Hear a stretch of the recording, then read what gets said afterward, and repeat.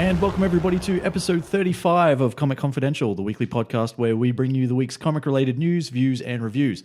I'm your host, Troy. With me, as always, is Kade.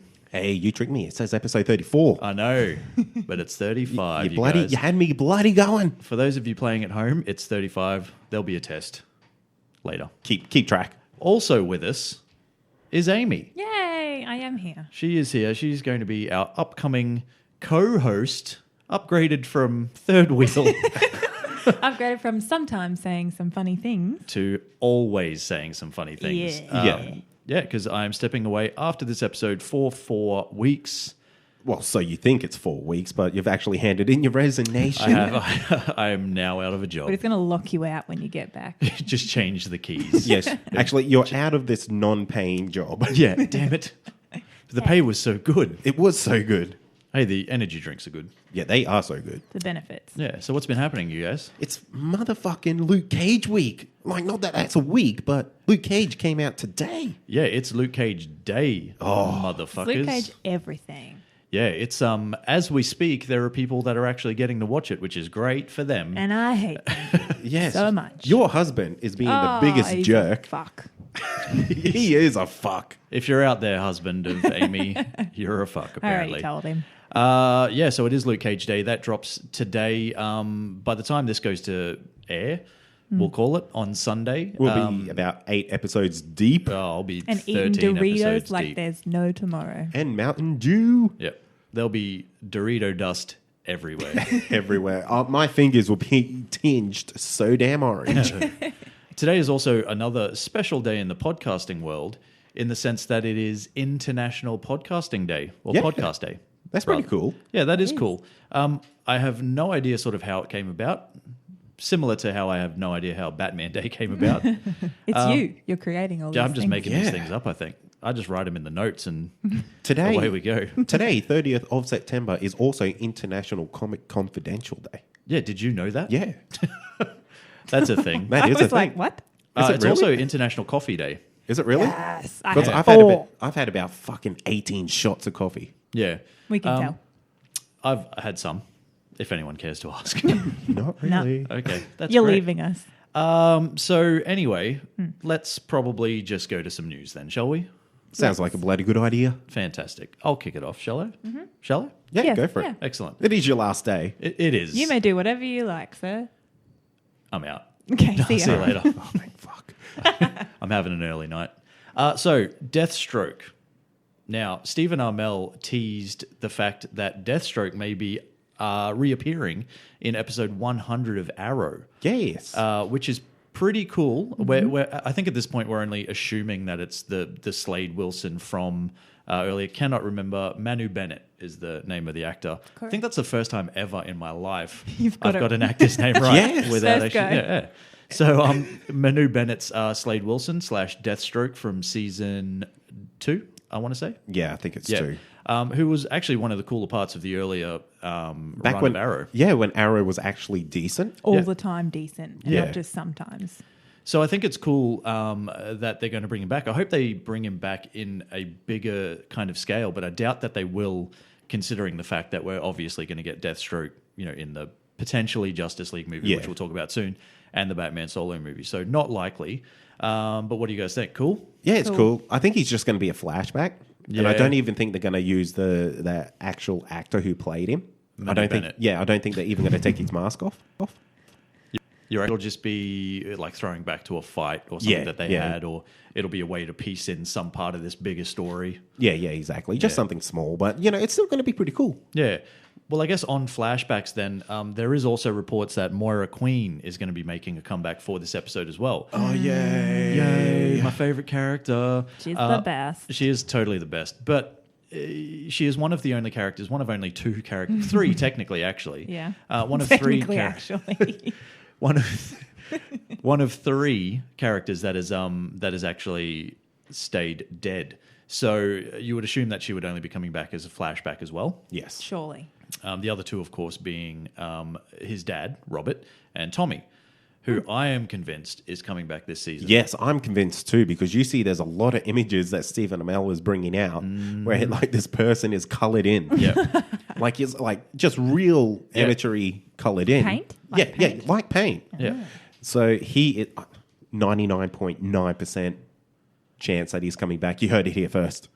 Just if anyone out there. Yeah. So you have heard it here first. But yeah, I reckon he'll come back. Moira Queen, don't really care. That'll be a flashback for sure. I'm probably not going to even watch her. So Oh, just close your eyes. take when that. she's- Take that, Moira Queen. Yeah, so that's cool. But there is more Deathstroke news. There is. Zack Snyder has teased Deathstroke in Justice League, and he's released this image that kind of shows some preliminary sketches, some Yeah. storyboards that, depending how you look at it, looks like there's a bald person hiring a bald person with a line drawn down their face that kind of looks like Deathstroke's mask. Well, no, because if you look at the picture closely, it looks like it's an eye patch, which still fits in with the whole Deathstroke thing. Yeah, yep.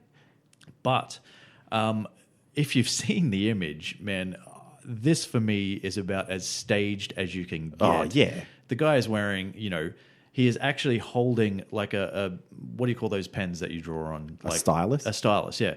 So he's holding a stylus in a Batman gauntlet. And, he's also kind of dressed like he would be Bruce Wayne. Like he's got the dress shirt and the vest and like all that sort of stuff. And we all know Zack Snyder has these dreams of being Batman.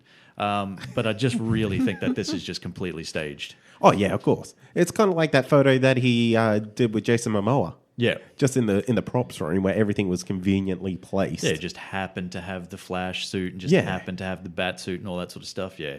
Not convinced it's real, but it basically what people are saying is that it's a tease to him because he is doing storyboard work on Justice League. So it's a tease to Deathstroke showing up in Justice League. Yeah, maybe. Getting hired by Lex Luthor. How's that going to happen? Does that mean we're going to have Lex Luthor in Justice League? Hope so. I hope it's not what's his face. Jesse. Yeah, that one. Well, it has to be. Has to be. Damn it. I think, though, and we're going to talk about Lex Luthor's later, Yeah. but I have heard nothing previous about the fact that he might actually be turning up in Justice League. Yeah, that's right. Anyway. All right, next bit of news we got our first look at Tom Felton in the Flash Season 3 promos as CSI investigator Julian Albert. And he looks... Oh, yes, go. AKA Draco Malfoy. Yes, Yeah. Draco. Draco. Okay. Oh, sorry. Yeah. I've been trying to educate them on Harry Potter, but obviously it didn't go well. Yeah, I know several Harry Potter words, and that's about it. You didn't know Dumbledore, so... Dumbledore? No. Never heard of her. Yeah. So, Anyway. Whatever it is, I'll have two. So we get our first look at Tom Felton in The Flash. Don't really know much more other than that. No, he's a crime scene investigator. Apparently him and Barry don't really get on because he can sort of sense that Barry's hiding this secret, which he is. Yeah. So props to him. Well, he's a CSI, so CSI. good on him for actually having some detection skills. Yes. Anyway, so yeah, that's about all we know at the moment. Cool. Yeah, so that's fun. It is. I'm so hyped. Well, look, I think, and we spoke about this before, I believe, in an earlier episode about how this is actually a really big catch as far as, like, I don't want to say a big name actor or anything like that, but it is a very familiar face in this sort of pop culture sphere. Yeah, that's exactly. Yeah, He's a high caliber profile person. Yeah, They are exactly. going to get so many people tune in to watch his first episode. Yeah, it's for ridiculous. sure. Yes. For sure. So I think that's really good for them, but we'll see how the character plays out and whether he does turn out to be someone else. Yeah, because there was speculation. Dr. Alchemy. Is that who you think? Yeah, Oh. 100%. 100%. Right. You heard it here first. I'm Yeah. hearing a lot of things here first tonight. Oh, we just know a lot of stuff, Yeah, Amy. okay. Not Harry Potter, though.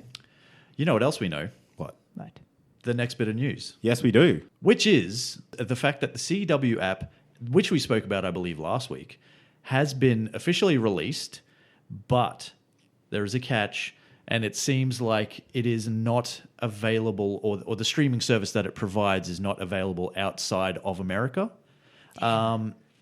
which is pretty disappointing. It is super disappointing. I'm so Yeah. sad. And I think there are a lot of, if you ever spend any amount of time online, there are a shit ton of websites dedicated to streaming these shows that kind of refuse to stream them outside of the United States. And I really don't understand why. it's something that has always bugged me, because if you're charging people anyway to, like, you know, to get a membership to their website or whatever in order to legally get these streamed shows, why not make it available worldwide? Is there a problem? Yes, it's licensing. But if it's like, so say as an example, Agents of S.H.I.E.L.D. Yeah. So Agents of S.H.I.E.L.D. Is screened off ABC. So ABC could then, like, ABC does actually stream like new episodes of Agents of S.H.I.E.L.D. as soon as they drop. So what is the beef? But like, if it's coming out of ABC Studios anyway, is my point. How is there licensing issues? Well, they make sweet bank when they sell the licensing to Australian TV channels like Channel 7 who show Agents of S.H.I.E.L.D. Like 4 weeks after it drops. Yeah, but they still make sweet bank from it. Yeah, but don't you think they'd still make money through streaming if they opened up a service available internationally? You know, and like, say they're charging people, you know, $9.95 a month, like similar to Netflix or something like Yeah. that. Don't you think they'd still make sweet bank? Oh, yeah, they'll make way more money, but they're not doing it. Which is my point. Idiots. They are idiots. And so the CW with this app is the latest one that has sort of done that. And yes, there are ways that you can circumvent that through, you know, getting a VPN or something like that. VPN, making up a 90210 address. Everyone lives in Hollywood.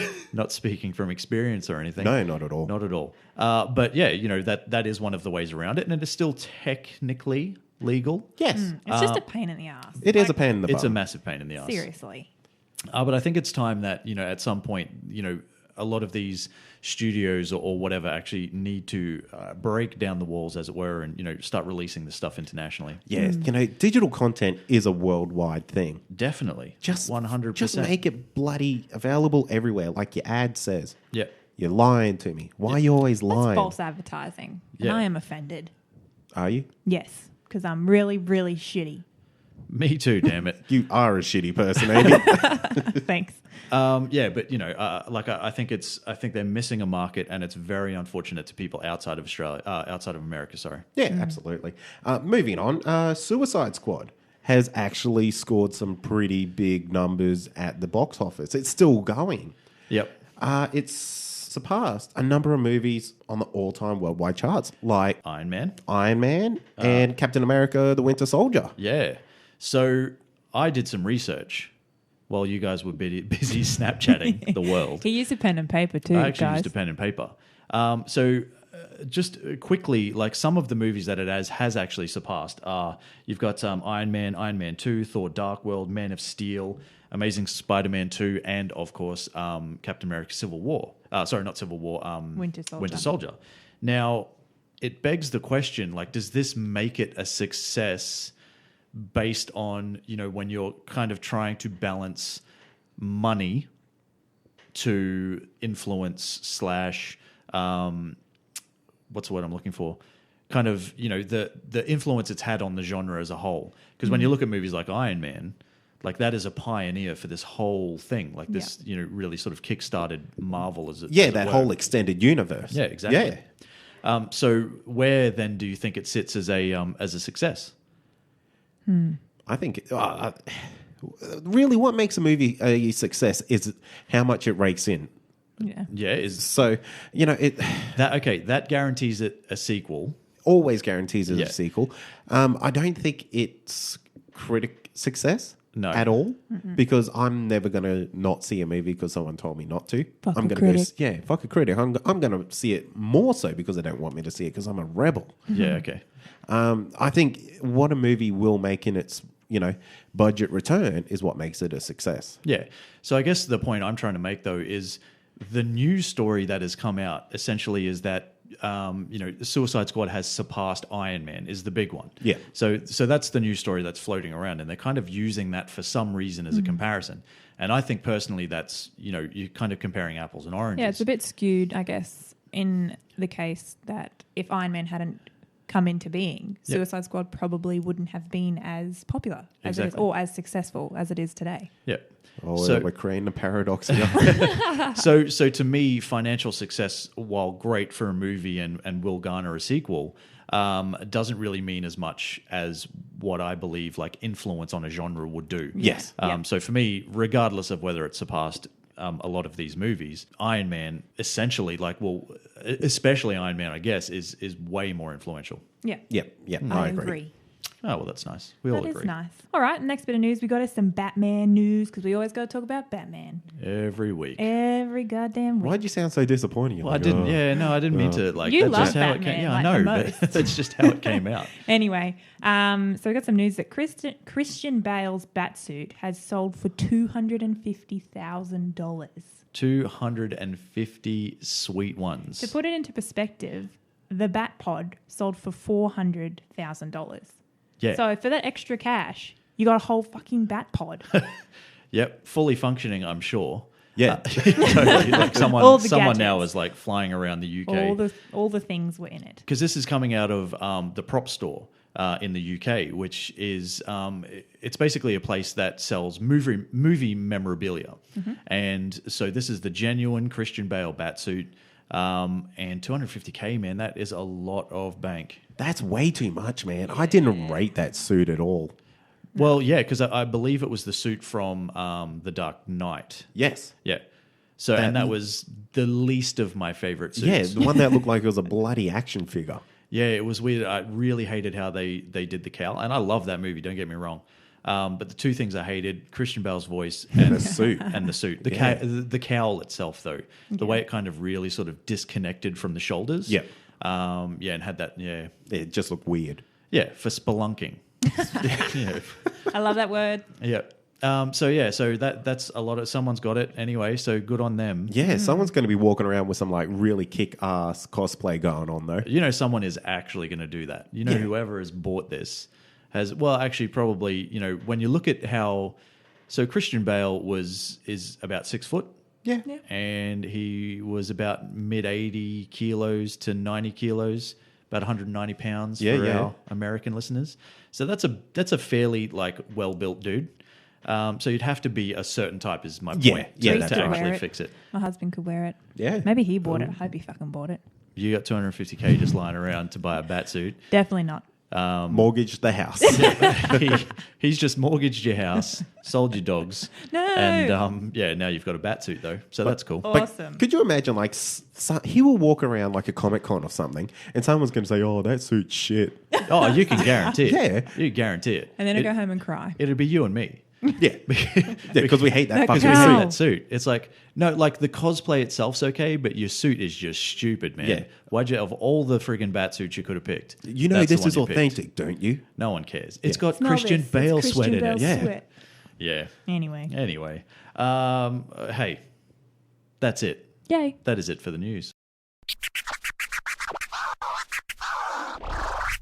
And that's going to bring us to the weekly wrap, the segment where we wrap up all the week's TV action, which is now 3 shows. 3 whole shows. 3 holy shows. It's only 3 shows for one more week, my friend. Oh, and then everything's back. Then it's 40 shows. Oh my God, they're back again.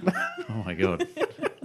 Is that Backstreet Boys? You know it. Backstreet's back, All right. but not in this house. You No. know what is back? Fear the Walking Dead. Fear the- Segway. Fear the Walking Dead is back with Day to Death. Madison's actions attract the attentions of others. Travis finally lets asshole Chris. Is it asshole? No, we say asshole. We say- Asshole How are you Chris. even confused about what we say? You have spoken this language. He's I'm in the trying to moment. cater All your to life. the worldly audience.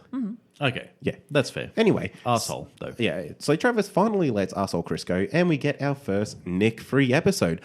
That's what was different. Yeah. Nick free since... 2003. Yes. Yeah. Maybe like 7... No, I got nothing. Yeah. But so this... Okay, so there was only really one story this week. So, but what we'll do is we'll quickly cover off Madison's... or the ramification of Madison's actions from the previous week's show. Yeah, just being an absolute fucking idiot. And look what happened. Yeah. You got Half a of the whole- country showed up. Half of tier 1 or at least Yes. has shown up, and they're like, oh, you've got a pretty sweet hotel, dude. Can we stay? And she's like, no, sorry, you can't. And you're like, fuck you, Madison. Well, to be fair, there's only like maybe 20 people out the front. Yeah. You could actually let them in and just build your community up. Exactly. Make it stronger. Exactly. And considering the hotel was catering to about 150 zombie guests, like the week prior, There's plenty of there's room. plenty of room. It's not like they don't have the room. But yeah, so it's, the ramifications of some pretty stupid decisions from the week prior.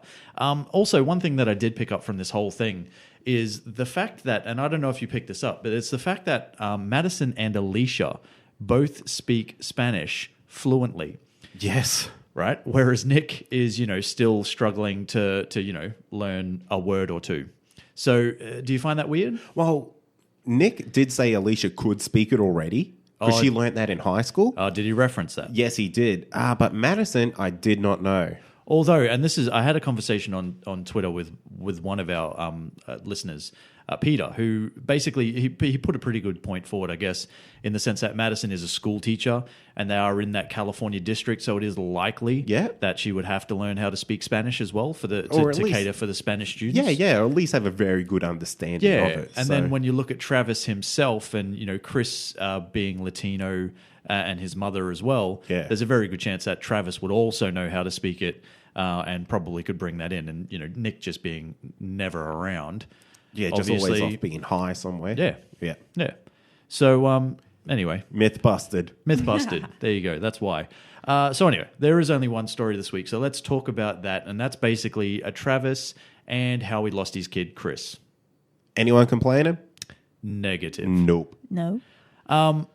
It basically happened exactly how I said it was going to happen. Yeah. And I said it was going to happen that he was just going to kind of let him go and there was going to be no drama. And that's pretty much exactly what happened. But it doesn't necessarily mean that the episode was bad. No, this was actually probably my favorite episode since it's come back from break. Yeah. I was probably just excited because I knew Chris was leaving. Yeah. And I was just waiting for that moment. I'm just like, come on, give it to me. Come on, motherfucker, just go. Yeah, just go, motherfucker. Fucking just die. But yeah, so no death, no nothing. But, like this was coming like a mile away. The show basically ruined it for us last week when we saw Travis by himself. Yeah, I don't know why they are doing this. Yeah, Agents of S.H.I.E.L.D., though, also, which we didn't even touch on, which I thought about after, like we spoke about Agents of S.H.I.E.L.D. last week. We never actually touched on the fact that Robbie Reyes' kid, brother, is Gabe, obviously, but it's Chris, the same guy. Is it really? I didn't even know this. Oh, my God. Well, to be fair, he was only on there for like... Did neither of you know that? No. 10 seconds. Well, yeah, but it's like, how much have you hated on Chris since, we've been watching Fear the Walking Dead pretty much the entire time? As soon as you see that kid's face, wheelchair or not, you've got to be like, that's fucking Chris, man. I fucking hate you. Because that's basically exactly what I did. I almost threw stuff at the TV. Right, I'm going to pay attention next time. Yeah, but that was a big spoiler to the fact that, okay, so this kid is probably going to be making a fairly big, not impression or impact or anything like that, but he will be a major part of Agents of S.H.I.E.L.D. Because he is so close to his brother. So that kind of gave away the fact that he was obviously going to be leaving. Yeah. Good point. Yeah. I have my moments. Yeah, you good. guys. That's great. I'm just going to chalk that up on the board to you, mate. Oh, well thanks, done. man. Star for you. Yeah. What's that? What's the score now? 20 to me, 1 to you. And I have excellent. infinity. That's not even a number. Moving on. So, like I said, minimal drama. But I feel like with this episode in particular, it was probably one of the best character building episodes that they've done. You said it was your favorite since they've come back. I'd put it probably as my second behind the Nick Solo episode. I think the first one back from the break. Yep. Which I thought was pretty good as well. Yeah, no, that's Even fair. though I may not have said, but Yeah, you probably gave it like 2.5 stars and you just, great episode. Loved it. 2.5. Yeah. Well, to be fave. fair, 2.5 is quite, good for this particular show, isn't it? Oh, well, that's true. Anyway. Look, so what did you think? I thought it was quite good. I liked how we got to see Chris's mindset working. Yeah. Like, especially going head to head against his dad nearly on every decision. Yeah. And every ideology that he had.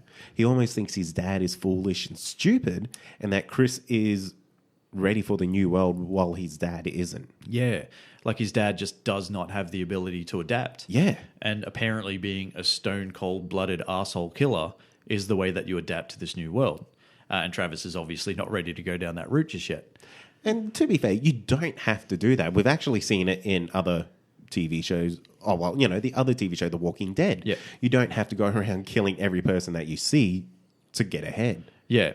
The biggest problem that I have, though, is two things, though, I guess. So I feel like they kind of rushed Chris out of the show. Because when you think about it, this is only, since we've come back, this is only the second Chris episode that we've had. So within, 2 episodes, he's like, they've just shuffled him out the door and it's like, see you later, don't bother coming back. Yeah. So I feel like that was kind of rushed. I feel like they could have built it, made more drama out of it, like made it so it was a situation where, say, Chris was confronting Alicia or something, and Travis had to make a choice, and had to make the hard choice of either protecting Alicia and Madison or getting rid of Chris, which is kind of what he did already, but on a much I'm talking on a much bigger scale. Yeah.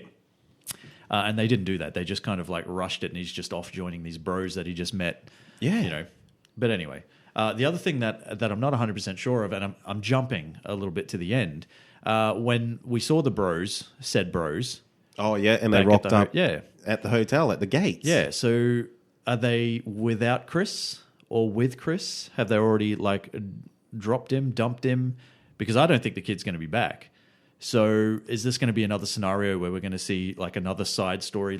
We might actually get one more Chris side story as to how he kind of separates from these two. Yeah, no, I definitely think we're going to get another side story. I think the bros have found out that Chris is even too psychopathic for them. You reckon? Yeah, and they've dumped him.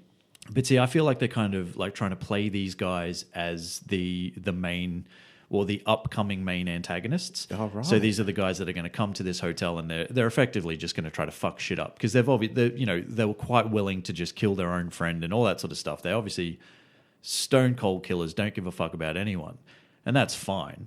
But I feel like they're kind of pushing this as for these guys to be the antagonist, and they're just a couple of kids, man. Like how scary can they be? See, I would agree with you on this, but Travis has already beat them to the hotel. Yeah. So I don't think, with Travis there, I think they're just going to basically say, fuck off, mate. Yeah, but then I guess the only thing that would lead me away from that is, why would they build it up to the ending if they're just going to next episode turn around and go, oh, no, sorry, you can't come in. And they're like, oh, okay, that's cool. Oh, yeah. I think there will be a little bit of conflict. Yeah. But ultimately, Travis is going to be well on top of them with this. So yeah, there's going to be, I'm going to go out on a limb, and I'm actually starting to like this kid a little bit. So Alicia, I'm talking about. Yeah. She's going to do something stupid, and she's going to let him in. Oh, she seems to have a soft spot for young dudes, which is fine. But she She's also a young seems, girl. yeah, exactly. But she has proven before that she's willing to do stupid things for the sake of what could potentially be love. Idiot. I'm going to go against you on that. I think she's learned her lesson. How dare you? How very dare you? Yes. I really do. I think she's learned her lesson. She put the whole family and everyone else in danger from her being, a little bit love-struck before. Yeah. I don't think she's going to fall for it again, especially after her mother has already done something as stupid as turning the lights on for the hotel. Yeah. And she ridiculed her for it. They had a big D&M this episode about it, actually. Yeah. And I honestly, I don't think she's going to do it. Look, I would hope you're right. I just don't know where it's leading then, if it's not leading to somebody making a stupid decision to get these people into the thing, into the hotel, because there has to be some sort of drama building. Yeah. And at the moment it's not. Can you even remember the last time somebody got attacked by a zombie? Can I ask you that? Yeah, not at think all. about it, because there might have been as an example, Chris, when he met the bros, I don't even know their name, but when he first met the bros in that abandoned sort of gas station or whatever, and he killed a walker because it was going to attack that dude, and that's how they all became friends. Yeah, actually, that might have been the last time. Yeah, but when is the last time somebody actually got attacked / bitten / turned / Yeah. I mean, is there really anything to fear in Fear the Walking Dead when nothing is happening? Just shitty decisions. Yeah. But that's the only thing to fear. Fear the shitty writing. Which one of your friends is going to make a stupid decision? Good Let's point. move on. Let's move on. Rate it. Rate it. Yeah. I'm going to give considering what this season has been, Yep. I'm going to give this a 4 out of 5. What? Yeah, I actually enjoyed it, and I think it's going to build up to because we've only got. Do you realize? Can I just stop you for a second? Do you remember how much grief you gave me when I gave the ending of Outcast like a big score, like a good score? Yeah, because that was so unjustified. But you're like, oh, are you saying that that's better than whatever other show we'll talk? Oh, Preacher or whatever, like the finale of Preacher is just as good. So this is kind of what I'm saying. Like, are you saying this is almost as good as the finale of Preacher? I gave that like You gave it a 4.75. No, you didn't. Yes, I did. Whatever. Go back, listen to it, quote me. Either way, you're getting my point. So you reckon this was that good? You reckon this was a 4? Basing on where this episode is within its season, yes. Okay. I'm going to stick with my consistency and give it a 3. Now, while I did think it was probably one of the better episodes that they've had, it's another case of little bit of shining light surrounded by a whole bunch of mess. So while the Travis and Chris story was good, especially in the character building of Travis, I didn't think it really did anything else, and it's not building towards anything. There's no drama, there's no tension, there's absolutely nothing. Yeah. So for me, solid 3. I'll give it a solid 3. Okay, that's fair. That's all I asked from you. All right. That's going to take us to Gotham. Mad City, Burn the Witch. Penguin rallies the people. Fish Moody finds Hugo Strange. And Jim Gordon continues to be a motherfucking lady killer. Doesn't he? Man, this guy's got game. He does have game. He treats everybody like they're a piece of shit, essentially. And everyone just flocks to him. And they love him. He's that bad boy. Does that work for you, Amy? Yeah, he's still Ryan Atwood for me. Yeah. Yeah. Mr. He's, AC. yeah. Yeah. LL Cool J. Ladies love Cool Jim. Yeah. Oh, that's good. Well, that's what it stands for, but James. Yeah, okay. Anyway. So Into the actual episode. into the episode. So I guess the first thing we'll get rid of this. There's a lot of like little, because this Gotham is still running with multiple storylines, and sometimes can be a little bit hard to break it down and talk about like what we want to talk about. So I guess the first thing we'll get out of the way, Ivy. Yep. Makes her transformation.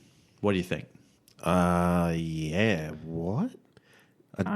Yeah, like that's pretty much all I can say. Like, yeah, cool. I can understand that they've aged her. Yeah. But now that she's older, she's now a killer. Yeah, she like just completely changed. She washed up on the beach and then she was like, oh, a friend. And then, oh, fuck no, I'm going to smash you over the head with the pot plant because you threw it in the bin. Yeah. It seems an overreaction. I feel like she's unstable and I don't like it. Also, did she replant the plant after she smashed him with the pot? No, she left it on the floor. So she, in effect, has also just committed plant murder. Exactly. Yeah, look, I agree. I love the look. She looks good. Yeah, I think she looks good, and I like the fact that they've aged her. I wish they'd do it to everybody. Yeah, that would just make this show probably 3 times better. Let's get a fucking Batman. Like, Yeah, let's just that. even like a late teen, early 20s Bruce. Yes. Somebody that's put on a little bit of size and can actually look after himself and has started training properly and all this sort of stuff.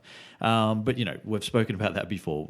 It's fine. We all want to see older people. We don't want to see these kids too much more, but we will, and that's fine. It didn't really connect with me, this part of the storyline at all, really. Yeah, it just seemed thrown in. Yeah. And the fact that she killed this guy without any context, without her even being a killer earlier, she was a shy kid who was very awkward. Yeah. So she did make mention, the only thing that, she's kind of aged internally and externally. She didn't use those exact words, but she's basically saying she's changed like inside and out. So obviously, she has matured to be a crazy ass killer. There you go. And that's fine because it is more in tune with the Poison Ivy Yeah, character. of course. Right. But I think, you're right in the sense that just completely out of context. Mm-hmm. Yeah, I think obviously they just had to get it done and out of the way very early. Yeah. So they can move on with the actual character development of Poison Ivy to how she gets her abilities. Yeah. It is very Gotham though, isn't it? In the sense of, just kind of throwing it in your face and going, this just happened, without actually giving you any real sort of substance to it. Yes. Kind of like that big flash, bang, here's something really cool, but we're not going to do anything with it. You just got to run with it Yeah. now. Hey, do you want to talk about something just like that? Yeah, Yes. go How about on. the fucking Court of Owls? Fuck my life. Fuck I my wanna life. That's say. about all you can say about that. Okay, now as an avid comic book reader, Nerd. nerd, Hashtag nerd. I do enjoy a comic book, and one of the not the best, but one of the better Batman story arcs that I've read is the Court of Owls, and it's I think it was brought out in with the new 52 run or something like that. I can't exactly remember. I think it was the first 4 issues of the new Batman run before Rebirth. Point is, really good story. What they're doing to it now and how they're bringing it into this early age. And while I understand it's not the story as such, and it's a very Gothamized version of said story, it just pisses me off, man. It's just, there are so many things that they could do, and it turns out to be nothing. Like, really, when you look at it, like this is a situation where he meets this mysterious owl lady, right? But they're we'll not call fucking her. mysterious anymore. And she just takes her mask Yeah. off. Yes. And he's like, oh, yeah, I've seen you. I know you. Yeah, I've seen you at like Wayne Enterprise functions. Yeah, oh. And she's like, oh, what? Yeah. Oh, what? You want me to leave you alone now? Okay. Okay, sure. Okay, But just can you sign like here also and leave do us all alone? this. Yeah. Yeah. Yeah. So, I'll look the other way and you look the other way. Yeah. Deal? Cool. Yeah. Done. High five. Court of the Owl story over. I'll deal with you when I'm Batman. Yeah. I didn't like it at all. Do you think the writers like wrote themselves into a corner with this story, realize that, oh fuck, Bruce is 10 years old. He can't actually fucking do anything about these people. Let's just pass it off. Yeah. I don't think this is all we've seen of it. I think they're going to obviously come back to this, and that's fine. But I really do believe that they have come to it way too early. Like, Yeah. there is nothing.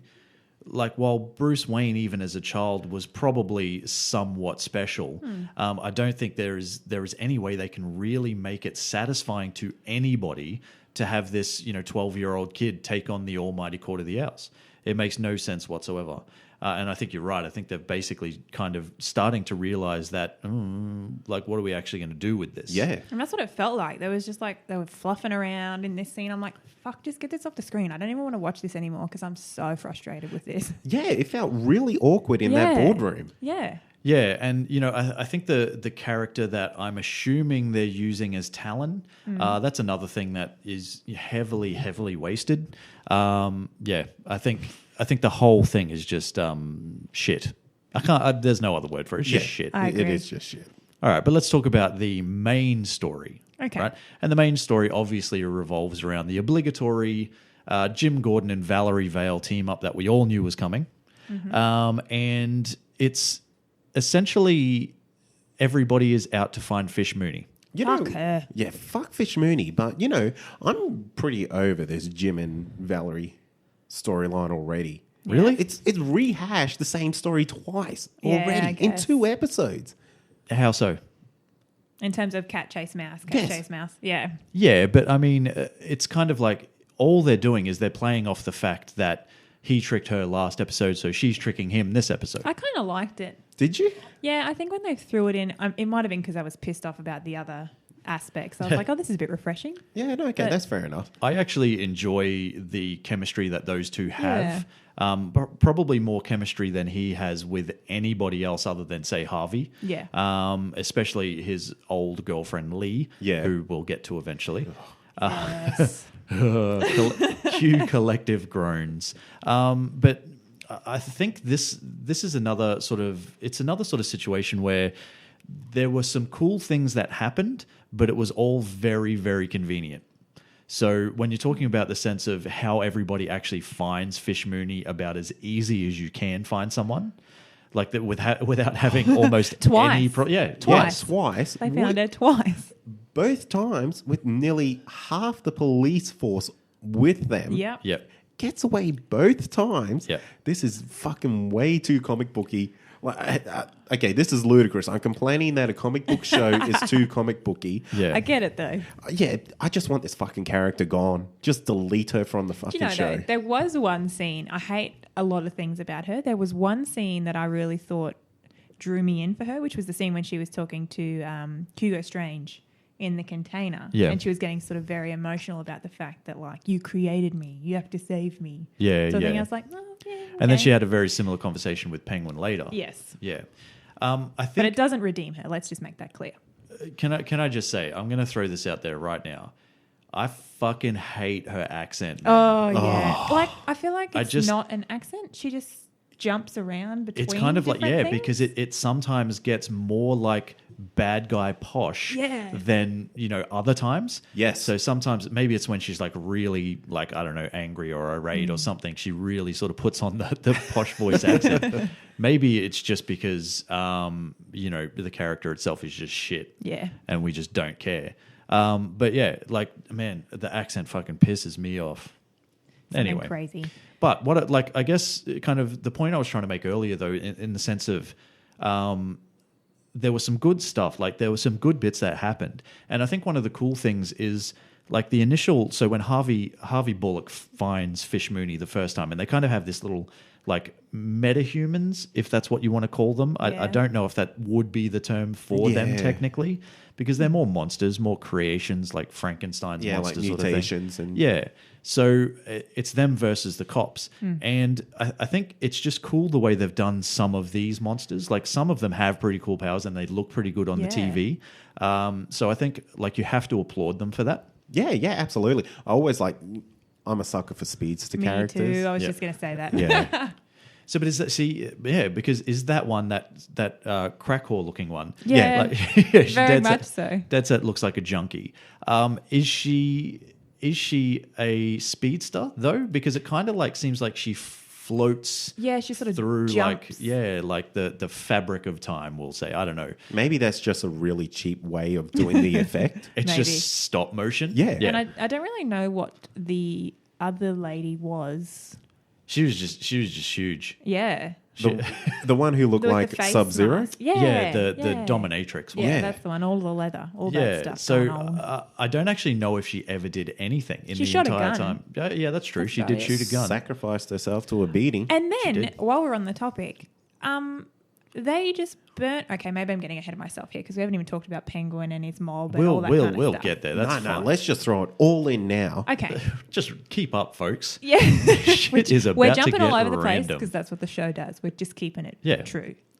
Anyway, so Penguin has amassed this mob of people, I guess. Yep. And it's very convenient that he then leads them all to this place where Fish is, and then he decides, you know what? And it's in mob walking distance, mind you. Very quickly. So he's on the phone, and then they're at the door. Yeah. Like, Yeah. damn. Well, to be fair, there could have been a mob bus. Well, that's around true. the corner. That's true. A mob You party didn't bus. see it. Yeah. Yeah, that's true. But yeah, and then they're all standing there and just going toe to toe with the police. I found this bit a bit jumpy, where Yeah. they were going outside, we're with the police, we're our mob, and then inside it's like, oh, la la la, having a little chat. Yeah. The one thing that so this is good for the Penguin character in the sense that this is him finally starting to build some popularity, not so much against the criminal, like inside the criminal underworld, but outside as well, and kind of like playing into the kind of politician aspect and all that being sort of stuff. more of a leader. Yeah, type which is cool for him, and that's great, and I do like the character and all that sort of stuff. I think though it was very again, it was a situation where it was kind of all like jumbled together and thrown together, and when you break it down, this whole mob attacked these 3 or 4 monsters, say. Fish Mooney gets away. Mm-hmm. The old dude, whatever that guy's name that ages people, got away. Oh, yeah. He's weird. He just like slunk off into the night. Yeah. But then like the other 2, they beat to death and then burn on a fire So that's what I was trying to say in before. front of the police. Yeah. Like, how is that okay? So What the fuck? what the fuck is wrong with Gotham's judicial system? If this is completely okay. Like, yes, they're bad guys, but does that mean mob rules and you can just burn bodies of people that you've just killed on a fire in front of the friggin' police commissioner? Yes, I was going of to all say, people. what happened to him? What do you mean? Like, he sort of got trampled over in the mob max exodus into the building. Yeah. Did we Actually, no, see that's a him good after? point. And then he's just gone. Yeah. Did we ever see him? Because he's sort of like, getting trampled with his walking stick. And then I thought you saw him at the end, but maybe you didn't. I don't remember. But that just came to mind then because I was like, what happened to him? Interesting. Anyway. One thing that I do want to bring up that also like shit me off, and I'm actually like I'm enjoying this show so far. Like it's only 2 episodes in. Yeah. But I am actually enjoying too. it. But this is another situation where it's all for the convenience. And we've got a situation here where Penguin finally faces Fish Mooney after all the hatred, all the, everything, the amount of times that she's, effectively tried to kill him and all this sort of stuff, he finally has a chance to get his revenge and also help us out by killing Fish Mooney. Yes. But finally has a chance to get his revenge, and it comes down to a little speech from Fish Mooney that just kind of makes him turn around and go, oh, actually, you know what, just go. And That infuriated me. We'll have this dance again another day. And it's like, can you not, though? Can we just end this and move on? You know what really worries me about that? She's going to be here for the whole season. That's what that tells me. She's here for the long fucking run. The thing I don't know is Hugo Strange himself said he can't fix her.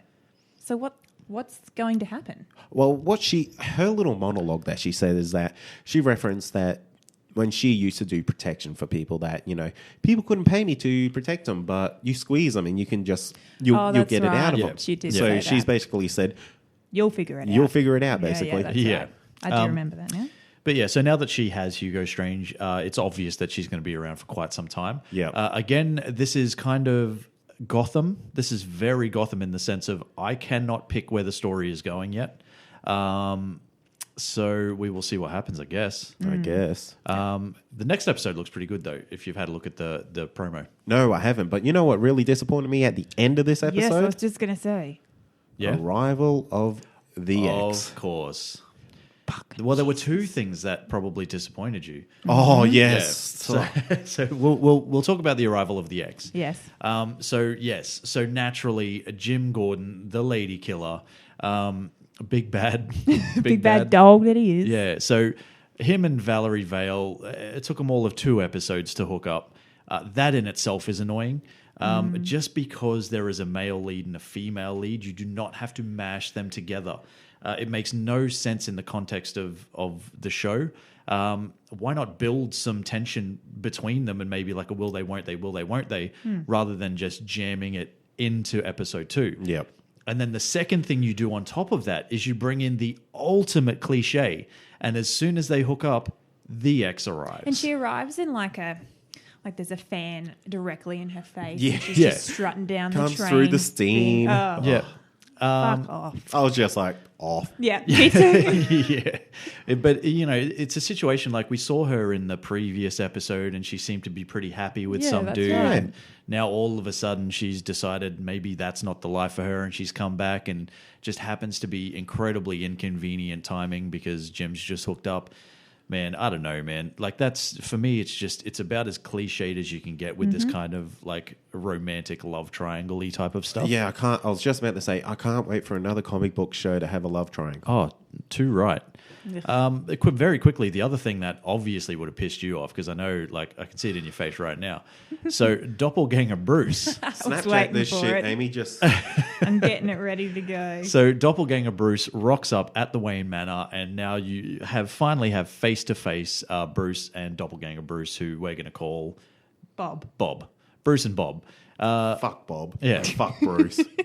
Fuck them both. I don't mind Bruce, not as much as you hate him. But yeah, so this is a situation where I think again they've brought these two together really quickly. Interesting to see how it plays off though. Yeah, actually, what was quite interesting about it is that this new Bruce doesn't seem to have any ill feelings towards Bruce. Exactly. He almost wants to find out who he is. Yeah. So do I dare say I find this fucking interesting? Ooh, do you dare say? No, because I know I'll fucking regret it. Yes, you will, because that's what Gotham does. Yes. It draws you in. You think something big is coming, something cool is coming. Exactly. And then it fucking lets you down and nothing does. Not to say that I dislike the show, because I am actually enjoying it. Yeah, same. Shall we rate it? We should. How about you rate it? This might actually be your first rating. Oh, yeah. Well, I rated it last week. Yeah. Did you? Yeah. Oh, I must have missed that. Just tuned out. I'm going to give it a 3. I'm going to give it a 3. Yep. Okay. What about you? Yeah, okay, go. For me... Oh, no, sorry. Tell me why... No, tell you go. No, you've got to have a reason. I was just going to say, like I said before, it's a bit jumpy. Same as last week. And I think that's because they're trying to introduce so many things at once and then get to a point where we're like, oh, that makes sense. But It's not there yet. That's called the mid-season finale, where they waste the first 8 episodes. Yep. Filler episodes. Yeah. Anyway, what about you? Look, for me, it was it was better than Fear the Walking Dead for sure. I'd give it a 3.25, heading towards a 3.5. I do like the show. I like some of the things that they do, but there are some things that they do that shit me to tears. And one of them is, like, as I've referenced a couple of times now, is how they kind of throw these scenes at you like, look how cool this is, but then they never actually have any substance to them. And it's a very flashy show that overall doesn't really give you much in the way of story. And that's how I kind of see it. So hard to rate it higher than that. But yeah, 3.25. Yeah, I'm going to give it a 3. Same reason, it just builds up to these moments where you think you're going to get a fucking payoff. E.g., Fish Mooney, you had your chance to get her off the show. You fucking didn't. So 3 is all you're going to get from me for that shit. Awesome. That's fair. And that's going to take us to Agents of S.H.I.E.L.D. and meet the new boss. Basically, May is completely losing her shit. Daisy goes head-to-head with the Ghost Rider again, and the new director has a pretty big secret. Doesn't he? Yeah, he sure does. Yeah. Shall we just talk about him first then? Yep. Yeah, let's go for it. It's a bit of a deep cut to Captain America in this episode, especially around this director. Yeah. The director's name is Jeffrey Mays, and for those who don't know, Jeffrey Mays was the Patriot in the original Captain America comics. Interesting. Very interesting, and I thought that was pretty cool. Yeah, I liked him. Do you think that's where they're going with it, though? He will never... Well, the thing about the Patriot is that he actually took on the Captain America mantle for a little while. Yeah. That's right. While Steve Rogers was out of action. Yeah. But I don't see him ever going to the big screen, Yeah, to replace Captain America. Yep. I think the most fun they'll ever have with him is maybe he might hold the shield in the TV show. Oh, man. Or he might have like that digital shield that Coulson had in the last season. So like just a little like throw to it in some sort of way. Or they'll say something like, "Oh, you're very patriotic" or something like that. Oh, that'd be so lame. Yeah, but that's how. But you'll love it. Look at your face. Yeah, look, I'll get into it, but don't Yeah, get me he wrong. does have a very big secret. Yes. So speaking of then at the big screen, would you then see him, like, do you think this character is going to stick around as the director? And if so, then would you think that we might see him come back into like say Avengers Infinity War or something as the director of S.H.I.E.L.D.? I hope so. I really like him as a character. Yeah, I was a bit iffy at first. I was very distrustful. I guess I'm like, what the fuck is this guy going to do? Yeah, what's Like, his agenda Is he going to and all make that sort of everyone's stuff? life miserable? But Yeah. no, I like him. Well, especially how he made Agent Coulson, Agent May wait 2 hours to meet with him. That's what I was I'm like, like. oh, this guy's like just flexing his muscle. Yeah. Yeah. And then you meet him, and he's like the nicest guy ever. He's know. just like, I'm here to do a job. You wanted me to do this job. And then he Exactly. is just a badass. And then he actually flexes his muscle. Oh Yeah. yeah. And turns out he's an Inhuman, which is pretty cool, I think. And super strength, which is one of my favorite strengths to have. Just see. just Yeah. in general, I see like what you did. yeah, if you're playing at home. But yeah, so I think I really like what they did, and obviously they made reference to the fact that Coulson was kind of the reason why this guy in particular is the new face of S.H.I.E.L.D., the Yes. new director. It was quite interesting that he actually pointed out that you wanted an Inhuman to be the director. Yeah, exactly. Because with the tensions that are kind of rising with, the Inhumans and people, they kind of wanted somebody that could balance the scales between the two. Build the trust. Yeah, and then- exactly. So someone who was one of them, but, kind of almost one of us. We Yes. saw that with the Congress people who were there. They were like, Yeah, they Best loved friends. him. Yeah, Yeah. they loved him. But again, at the end, he kind of really sort of like pulls, rank. Yeah, pulls rank, I guess is a good word for it, over Coulson. Yeah. So you kind of get, there's definitely going to be some butting of heads. I don't think this guy is ever going to turn into like a main antagonist or anything like that. I don't think there will be that turn. No. But whether he'll stay on as director of S.H.I.E.L.D., I don't know. But that always happens in the workplace. You get a new boss and you're like, I've always been doing things my way forever. And they're like, well, no, we're going to do it this way now. Yeah, that's true. I remember the last Inhuman boss I had. He was a complete asshole. Oh, he was so ugly too. He was.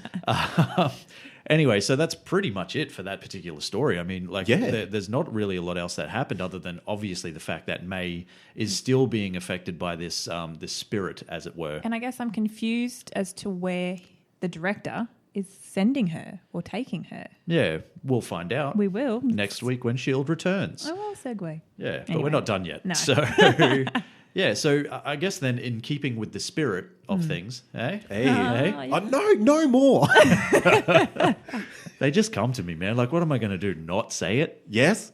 Oh, I could. Wait. Does anyone like Troy's puns? Please, can you, whether, call it a pun, call it a segue, call it what you will. A Troyism. A Troyism, hashtag Troyism.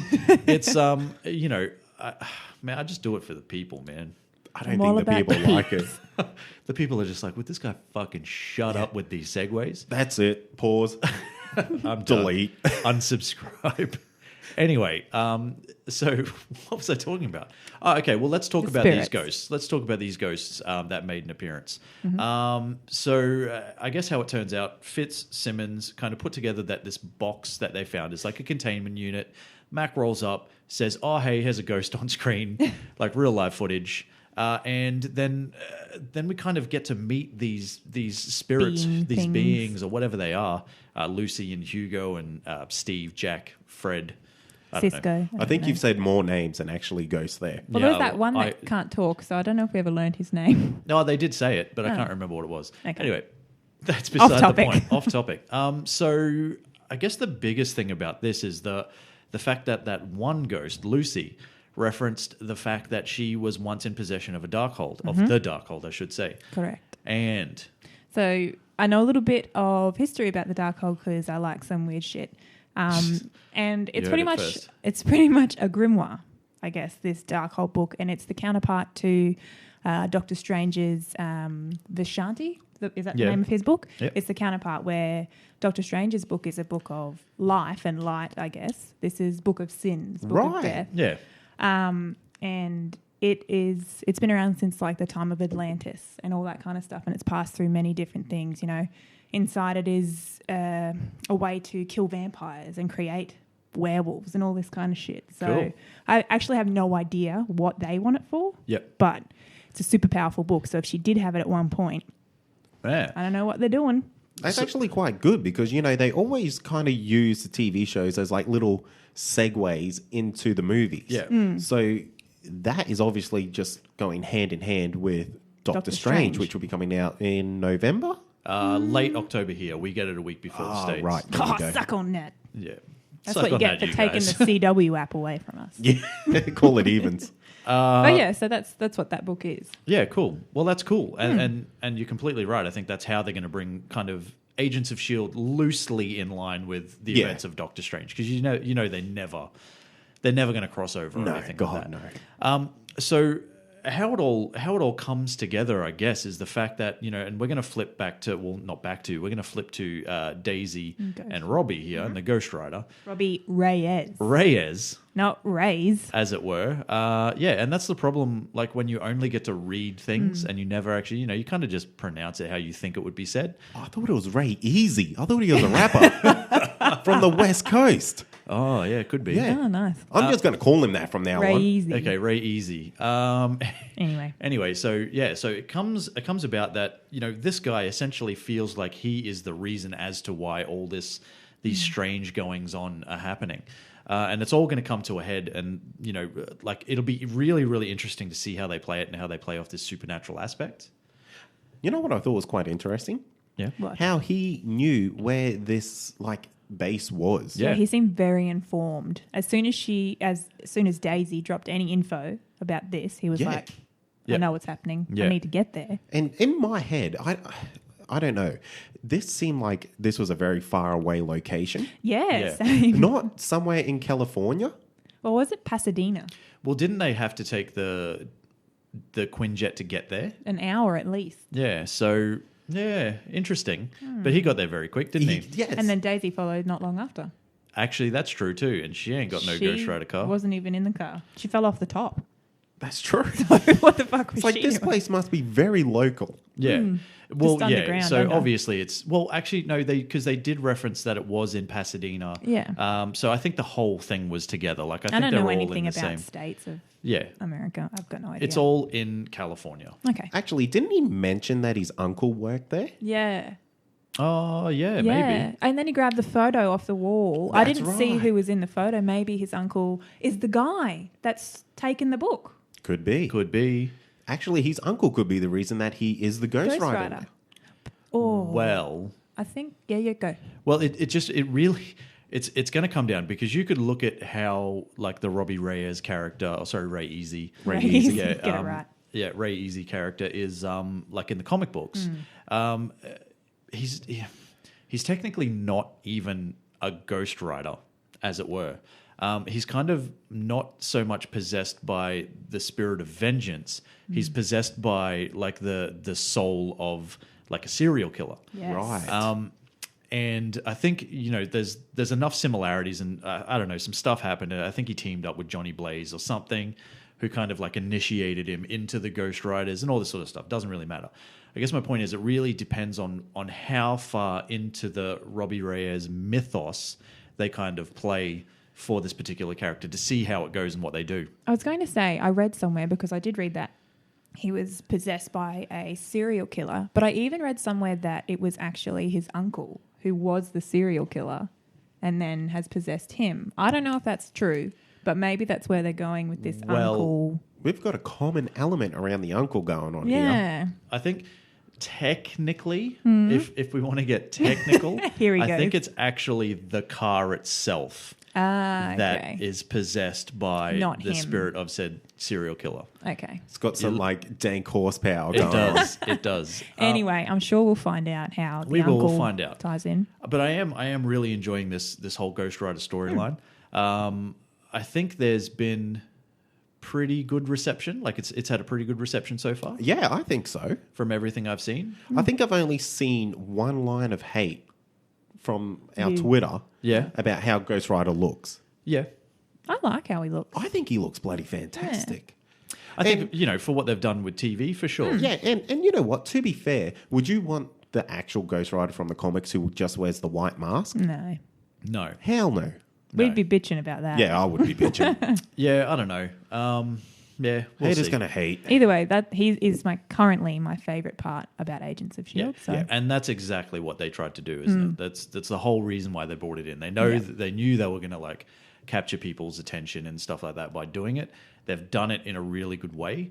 I do enjoy the fact that Daisy hasn't quickly just rushed back to like S.H.I.E.L.D. or anything like that, and they're obviously going to play her as the vigilante for a while. Looks like we're going to have a pretty cool team up with her and the Ghost Rider, which is fun. yeah, and speaking of that, I liked too how they sort of had this second showdown, but Ghost Rider shits all over Quake or whatever. Yeah. And she went down very quickly. Yeah, So he is just miles ahead she was talking on a power smack. level. Like she Yeah. was like, bam, bam, family, I do all this research, but he was like, shut up, bitch. Yeah, I am super, super strong. Yeah, exactly. Yeah, a fun fact, the Johnny Blaze Ghost Rider, as Ghost Rider, can lift up to 25 tons, which you would assume then that the Robbie Reyes version, would be just as strong, or roughly as strong, or strong. Yeah. Which is, just like generally those strong. things. You could probably do a couple of push-ups.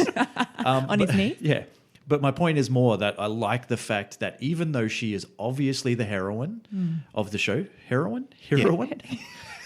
The Heroine. female hero. She's the hero of the show. Yeah. They're not trying to make her out to be like as good as this Yes, guy. yes, that's on a fantastic. pedestal. Which whatever. which a lot of shows have been guilty of doing before, and I do really appreciate the fact that they are still showing that this guy will stomp her at any given time. He's just holding back big time. Yeah, and actually, we got to see his power in this episode. How he just sent that ghost straight back to hell. Bam. Yeah, interesting the fact that he can just he can just grab him Yeah, and Yeah. just melt Ghost. There's so many unanswered questions that I need answered. Hey, I'll tell you when they'll be answered. Okay, tell me. Next week, when Agents of S.H.I.E.L.D. returns with some episode. It's called Uprising. Uprising. There you Yeah. go. What do you rate it, Amy? Ooh, I'm really loving Agents of S.H.I.E.L.D. at the moment, so I'm going to give it a 4. A 4? Yep. Fantastic. What about you, Troy? Yeah, it's. I think I gave last week's episode a 4. Pretty happy to stick with that at the moment. Standard. Yeah, yes, we've only got 3 shows at the moment, but it is by far the standout, and I think it's going to continue to be one of the standouts of the season. So yeah, 4. Yeah, I agree. 4 across the board. This is just fantastic. Last season it was such a strong performer, and it's just continuing it now. One question I have for you. Okay. How do you feel that they've just kind of swept the Inhuman problem under the rug? Yeah, or have they? I think they have. Yeah, I so do honestly I. think they have. Yeah, me too. With the movie getting taken out of the roster, it's just like, all right, let's just move that idea over here. But have they done that in order to make way for the movie? So have they kind of just gone, all right, well, we're actually still going to do this Inhuman movie, but we want to kind of try to distance ourselves as much as possible from Agents of S.H.I.E.L.D. So Agents of S.H.I.E.L.D., if you could just back the fuck up off talking about Inhumans. And That'd be really good. Yeah, Kate, that'd be thanks. so cool. And we'll make this movie come 2020 or 2022 or whenever. That's so long away.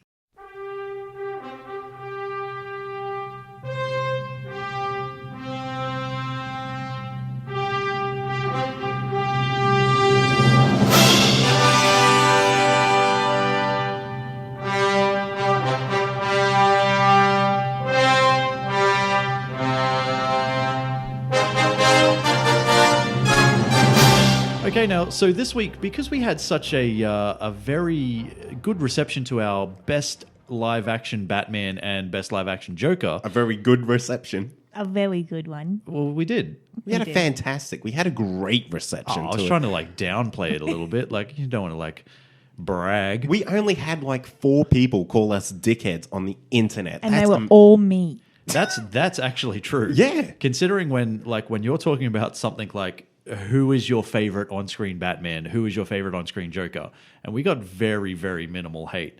So thank you everyone for hating us minimally.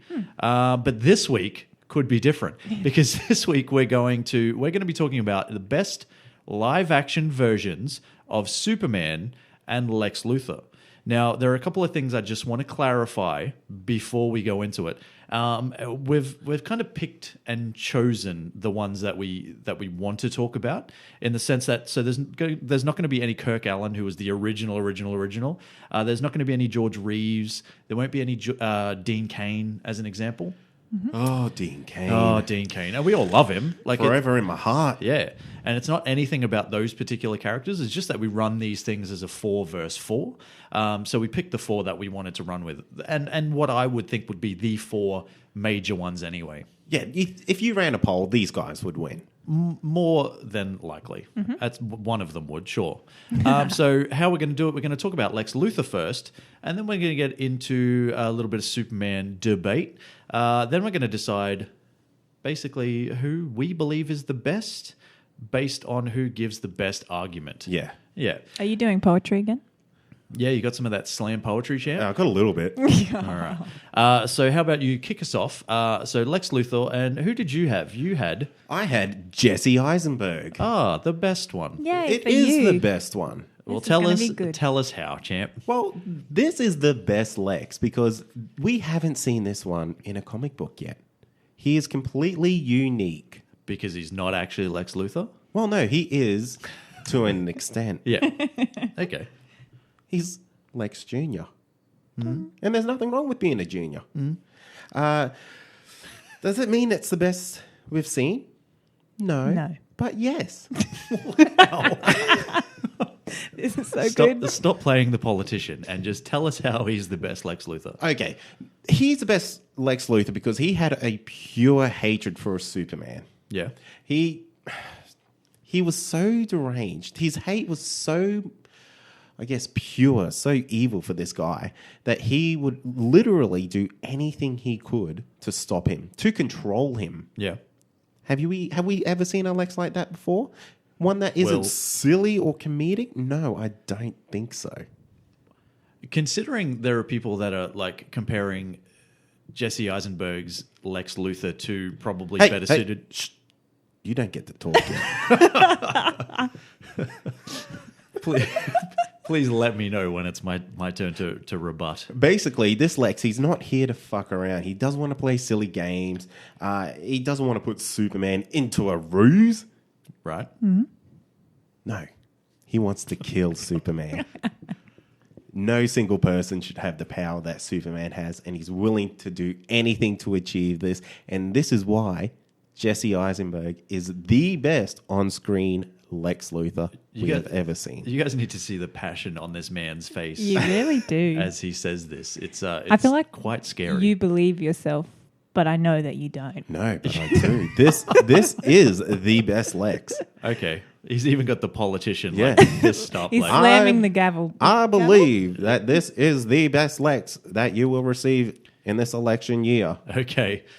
So, Amy, why don't you tell us about your Lex Luthor? So I had Gene Hackman. Hey. Someone that's actually really good He's a hack. at playing Lex Luthor, unlike other formidable foes we've heard this evening. Jesse Eisenberg is shit. Hashtag. Anyway, so Gene Hackman as Lex Luthor. So he was the first Lex Luthor in a feature-length Superman film. I guess he was... Oh, don't you roll your eyes at me. You know it's true. Well, it is true. Like, it's factual. Yeah, but like we said... look, Excuse me, it's not your turn to It's talk. not my turn to speak. Just I put the stay out hand of up. it, man. Stay out of it. Anyway, so it was really in the era of campy superhero movies. 70s and 80s were the time for Gene Hackman's Lex Luthor. Obviously, he started alongside Christopher Reeve, which we'll talk about a little bit more. So I really enjoyed Gene Hackman's Lex Luthor, and I think he's the best Lex Luthor. So suck on that. Is that your argument? I think he's better, so... Yeah, so suck So on that. because I say Facts. so, That is facts. I guess going on a different path to what you take, Gene Hackman didn't need to be dark and sinister and brooding and like blatantly complex and to the point annoying. Right. I guess, as some people we've seen. So his motives were simple.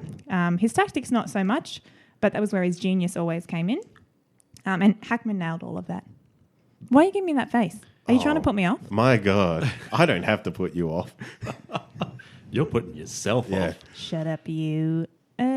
So he was powerful because of his wits, not his depth. You're really selling it, champ. Thanks. Anyway, he didn't actively, outwardly act madly or horrific or any of that. He was controlled, calculating, and merciless, and he had a real personality. So there. Well said. Thank you. I thought so too. Anyway, my main points. He was the original Lex Luthor in a time where we hadn't really seen one before. Yep. And he did that well. He wasn't blatantly crazy. There was an aspect of humour in there, which I thought was really good. And he pulled it off well. Cool. So there. Excellent. Or should I say, Lexcellent? I'm so fucking You done. you can cut that. Don't ever do that. Okay, so I guess it's off to me. Yeah. Now, my Lex Luthor, Kevin Spacey. Now, let me tell you a few things about Kevin Spacey. One, he's probably the only Lex Luthor that actually looks like he could physically do you some damage, which is integral to the character of Lex Luthor at some point. Like, he is physically intimidating at times. So, it's kind of, when you look at Gene Hackman was too comedic for me. It was a bit too camp. Jesse Eisenberg. Hey, man, you're throwing your arguments into your...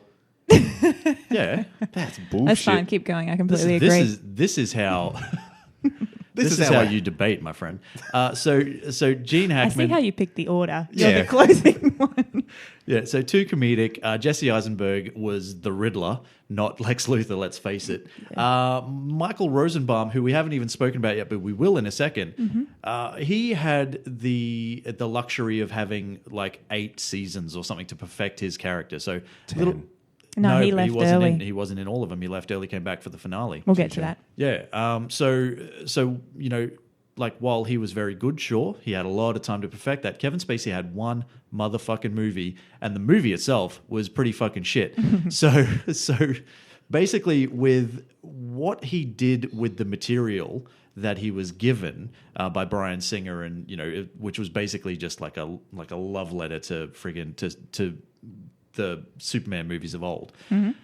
he brought a different kind of element to it, I think. They might have pushed the boundaries a bit of kind of just keeping him as an angry like real estate agent, which I also didn't appreciate, but that's effectively what they made him. However, he portrayed Lex as highly intelligent, not afraid to get his hands dirty and go toe-to-toe with the Man of Steel, even if said Man of Steel at that particular time was weakened with kryptonite and all that sort of stuff. But he was on a floating island of kryptonite. yeah, Weakened. exactly. But Weakened. he still was not afraid to kick the shit out of him. What a bloke. Top guy. It's fun. He had borderline contempt for those around him. He had an arrogance about him, a massive ego, an air of jealousy, which is all very strong characteristics of Lex Luthor. And out of all of them, I feel like he was probably the most strategic in the sense of the movies rather than necessarily the TV show, because he had more time to be more strategic. So his plan only failed because of the sheer force of Superman's will and Superman's will alone, and that's to fucking lift an entire island full of kryptonite somehow into outer space. Plausible. While he's also been stabbed with kryptonite. So that is my argument. Okay. You are both fucking terribly wrong. Do we want to talk about then Michael Rosenbaum, or are we going to include him in the best? Yeah. Let's do like a real quick roundtable of Mr. Rosenbaum. I thought he was a really fantastic Lex Luthor. Mm-hmm. He did like Troy said, he did have 8 seasons of TV to perfect him. Yeah, I think when you're looking at most of the portrayals as a whole, I think he is technically the consensus favorite. But I think a large part of that, as has been said, is because he had so much time. Not 2 hours of screen time. It's not even 2 hours of screen time. It's like 30 minutes of a 2-hour movie to portray this character. He had, I think it was 8 full seasons or 7 full seasons or something like that. But he had quite a bit of time to bring you into the character and his relationship with Clark and all that sort of stuff, and then build on that, become evil, and then have this contempt and this hatred and this jealousy and all that sort of stuff. So, while, yes, consensus best, also had hell of a lot of time to pull it off. Yeah, he's really in a different league. So, to compare him with these guys it's almost unfair. And he really has that whole nostalgia effect over you as well. I've watched 1,400 hours of this guy. Yeah, exactly. In saying that, though, he's my favourite. So we always will be. Well, there you go. Yeah. I hated him. Turned your back on Gene Hackman already. Sorry, Gene. Well, to be fair, Gene Hackman was quite terrible. Yes, he was. And to be fair, Kevin Spacey was also as well. Okay, if we're talking movies here, I feel like Kevin Spacey, out of the 3 we discussed, is probably the best. Yeah. However, Michael Rosenbaum is the best out of all of them. And that's probably because, like you said, there's so much time. You learn to hate the character. Yeah, you're invested in the development. He was probably the first. I hated him so much that I loved him. I was like, oh, get away from Clark. He's so gorgeous. Stop it. but I love you too, you bald demon. But you do like bald demons. Yes, you do. Get in a wheelchair. Yeah, you Do sexy some cosplay bitch. for me. Anyway, Just age 40 years for me. Where's that guy from Gotham? Come here. Look, in all honesty, if we're going to sit here and be honest, we have a bit of fun with this, and that's fine. Jesse Eisenberg for me just didn't cut it. I never connected with him as Lex, and that's because I don't see him as Lex Luthor. You're exactly right. It's Lex Luthor Jr. And that's fine to be a different character, and that's cool. And if that's the way he wants to play it, that's fine. But it's not Lex Luthor, is it? No. Gene Hackman, like the movies are great, and I know there is some disagreement amongst that, with that amongst the group as well. I didn't mind Gene Hackman, but for me it was very camp, but it was set in a time where that was the thing to do. Exactly. It's a completely different time. Yeah. My main beef with him is that he's so far from his source material. It's silly now. Yeah. And that's what it is. It's just silly. That's a silly character. I feel Kevin Spacey also falls into that trap because Superman Returns was that kind of a continuation? It was a sequel. It was a sequel. Yeah. Yeah. So essentially that is the same character. Yeah.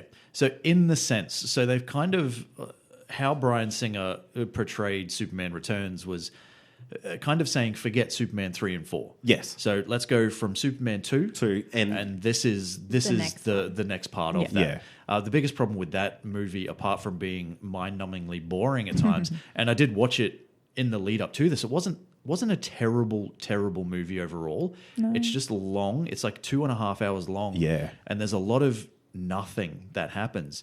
And it plays really as just kind of Bryan Singer having the ability to make a movie kind of like showing his love for this other movie.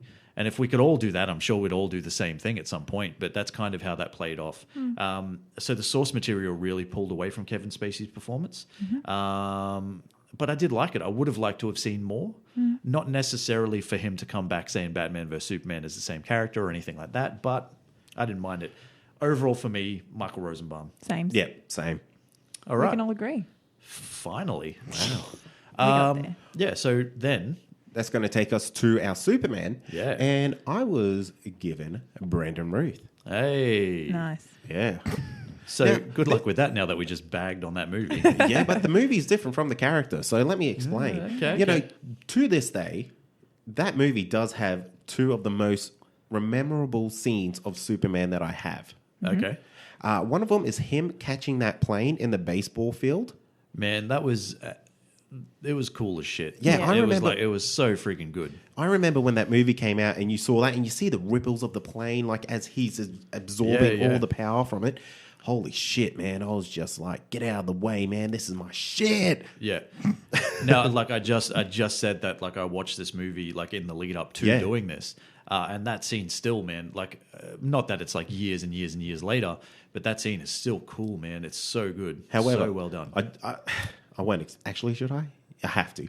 Okay. Go on. That scene also shows that Superman may not be the smartest man in the world because he tries catching this plane by its wings, therefore ripping both the wings off this plane. Yes. And just throwing the people around in the plane like they're freaking crash test dummies. Tornado. Or how about the fact that he concentrated so much of his time saving the space shuttle, Yes. which only had about 3 people in it, and not spending more of his time trying to save the plane and having to do a last-ditch effort right before it hit the baseball field. Yeah, that's true. And that's... Human characteristics. Yeah, human characteristics. There you go. And the other really great scene that this Superman gave us was we got to see him being invulnerable all over in the fact that we got to see him get shot in the eye and the bullet just turns into a pancake on him. Yeah, that was cool too. That was really cool. So if that does, those two scenes don't sell you on this guy being a kick-ass Superman, I don't know what does. That whole Gatling gun scene, like right from the time he sort of drops down and saves the 2 security guards, and the whole thing as he's walking towards it, like that was some cool cinema. I'll give it that. That's it. So basically, this Superman, he shot off to space. Go find some, what do you call it? Astrologist said, there's a little bit of your planet left. Yep. Shoots out there. Guy was full of shit. Comes back pissed. It's a stitch up. Yeah, big stitch up. The guys, in the astrology lab. Got this Astronomy. dickhead. Yeah. Astronomy. Oh, astronomy. But that's fine. I was going to let you roll with it, but you said it twice and I couldn't let it go twice. Whatever.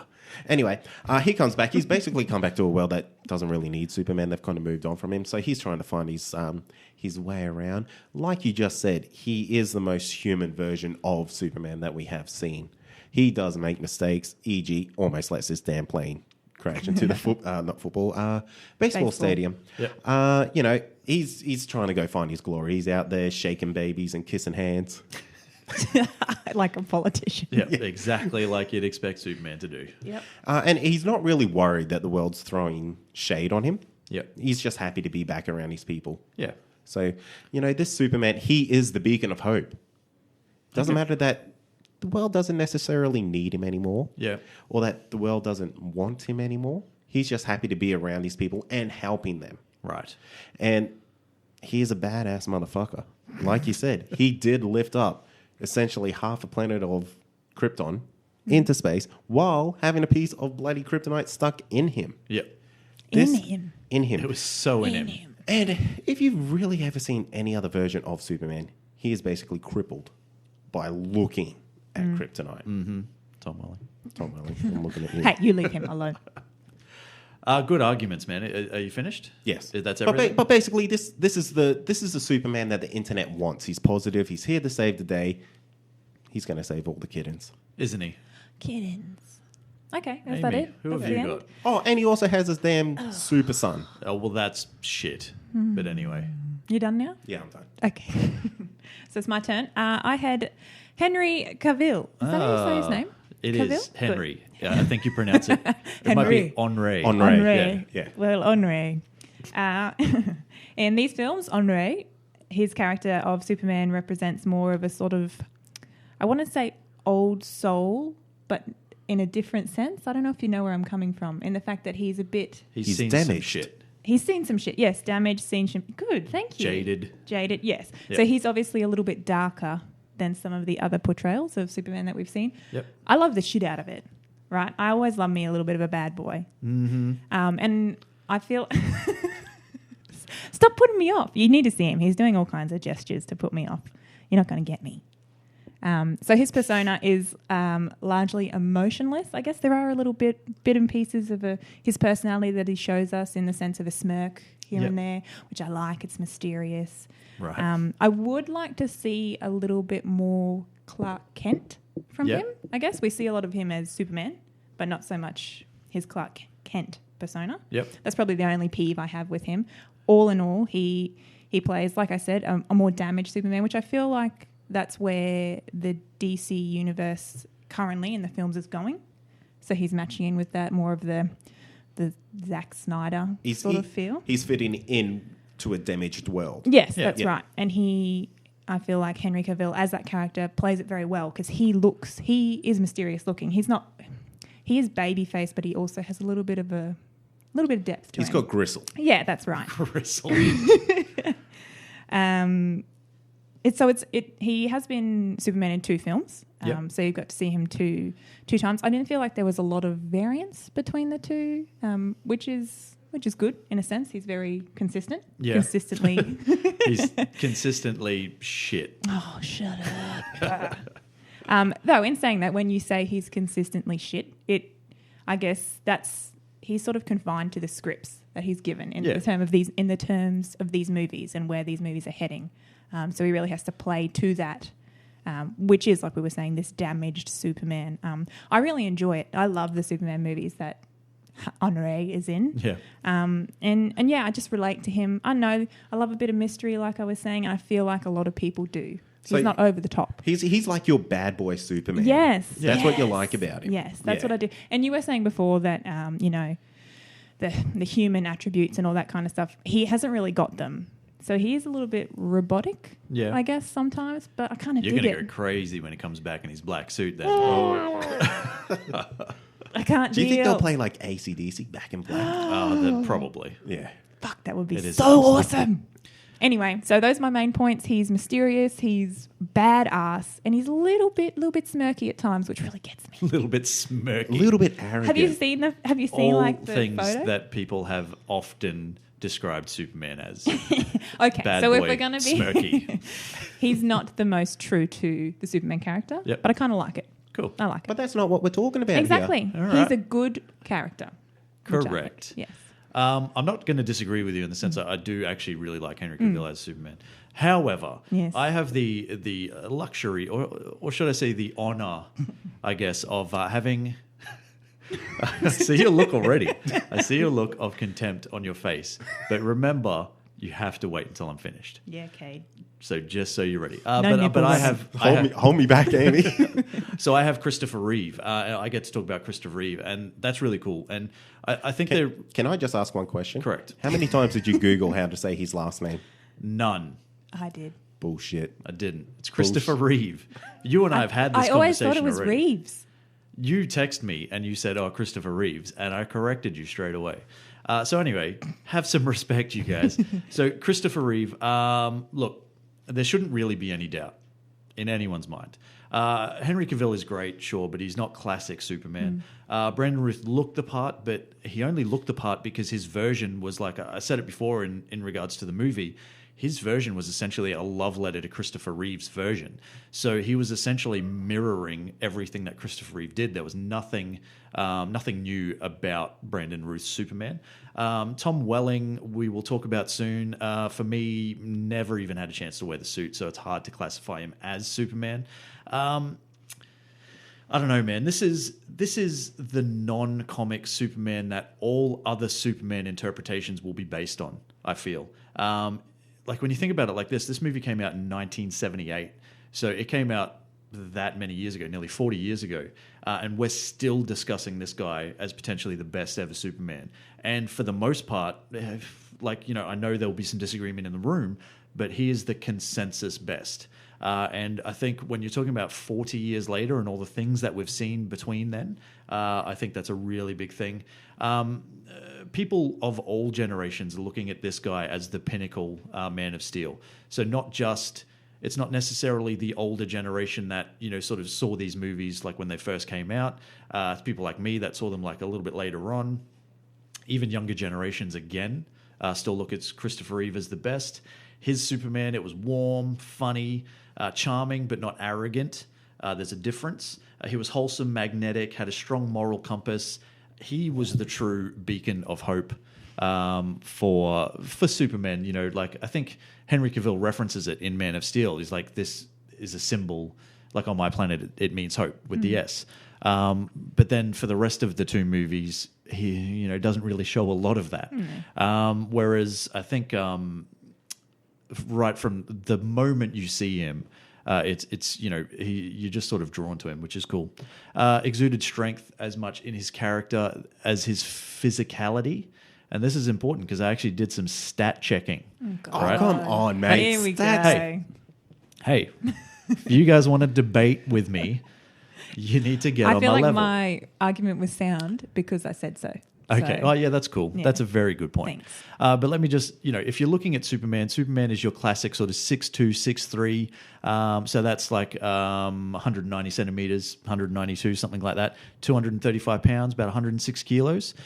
Christopher Reeve was 6'4", so 195, so roughly there, and 220 pounds, so 99 to 100. So it was actually, while you mightn't think it when you look at him, he's actually bigger than Henry Cavill. But without looking, but without looking like he's jacked up on steroids.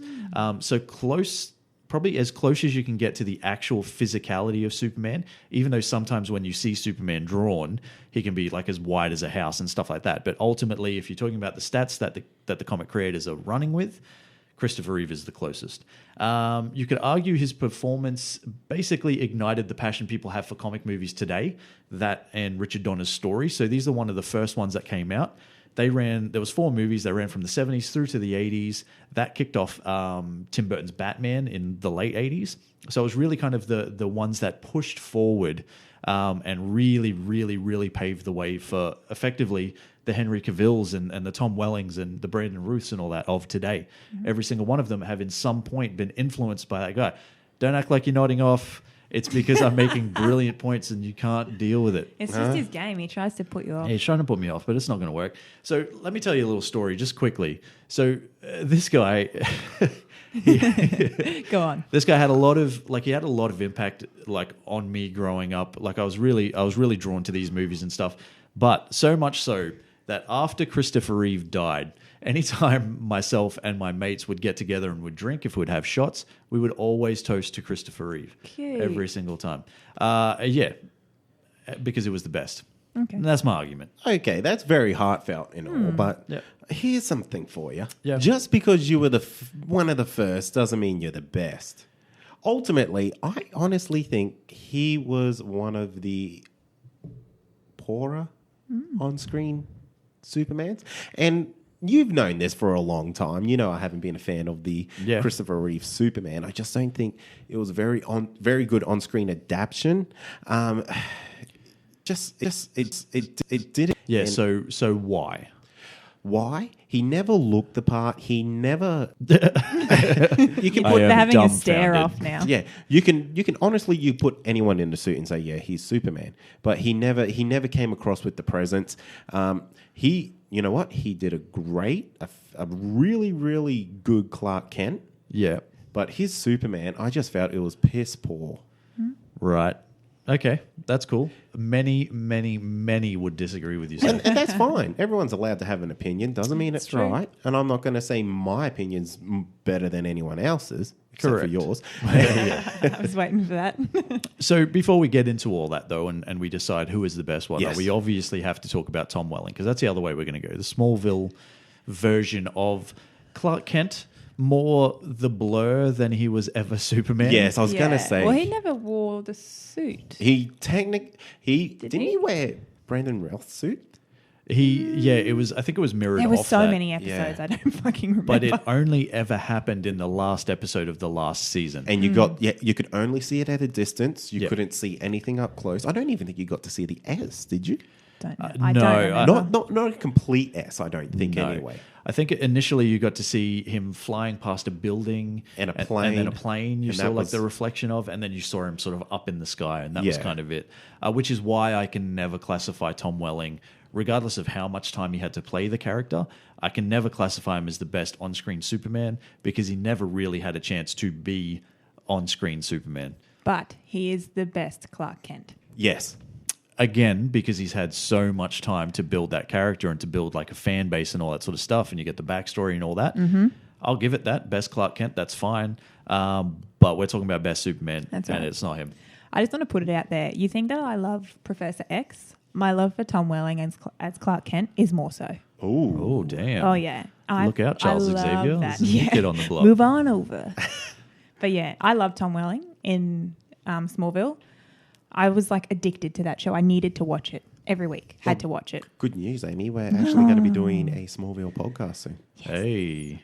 But I agree with you. He never actually portrayed like Superman as such. I Yep. guess he was Clark Kent and building up sort of the backstory for Superman, and I feel like he did a really good job of that. But we never actually saw him be, the big defender, the big Superman. Yep. So So basically, we need to answer the question, who was the best on-screen Superman? I'm going to say it was Henry Cavill. He comes across as a very powerful Superman. It's the Superman that I want. I don't need him to be super joyful, super happy. I think that is the best on-screen version. Yep. I think you can't beat him, in my opinion. yeah, I agree completely. In my opinion, I don't see Superman as somebody I necessarily need to be able to relate to so Yes. much. Like he's there, he's this boss man, like Yes. there to protect pretty much. Like, and Henry Cavill does that so well. Like he's just a presence. He's a presence on screen, and he doesn't even have to fucking say anything. Like he just walks in, and you're like, "Bam, that's Superman." There he is. Yeah, that's perfect. Yeah. Yeah. Because he's wearing a giant Superman suit? Yes, Is it but that? you can It's see a dead giveaway. You can see dead giveaway. You can see someone like Brendan Routh who also is wearing the suit and is on screen. But I look at him, I'm like, you don't do it for me. I'm sorry. Like I You're feel just like there. Yeah, I feel like I could see you at high school and just be like, oh fuck, there's a man in a weird outfit, like But if I saw Henry Cavill, different story. Yep.